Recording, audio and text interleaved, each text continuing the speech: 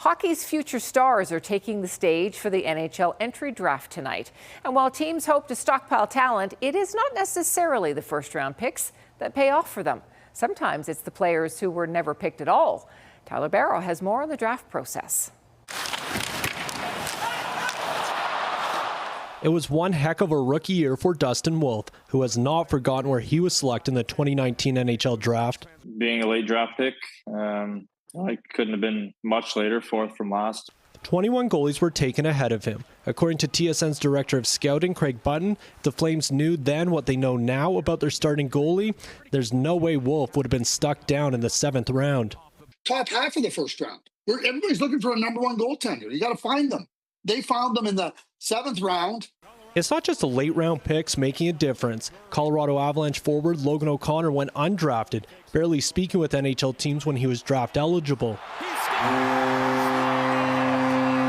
I remember I had one questionnaire come through from a team. I want to say my first or second year. O'Connor, who grew up playing for the Calgary Royals, took his talent south for junior hockey before earning a scholarship at the University of Denver. In 2018, he signed as an undrafted free agent with the Avalanche. Now, he's a Stanley Cup champion. Continue to work on my game, be the best person and player I could be at school, try and round out my game in different ways, and then was fortunate enough to get the opportunity with the Avalanche. Button sees O'Connor as someone who kept banging at the door and a good example of the draft's imperfect process. Not only do you have to look at those players and project them to where they'll be when they're 22 for the most part, but then how are they going to handle the challenges? O'Connor and Wolf prove it's not always how you start, but where you finish. For guys that don't get drafted or even get drafted late, it doesn't matter.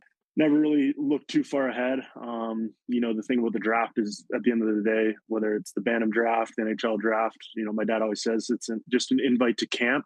Tyler Barrow, CTV News, Calgary.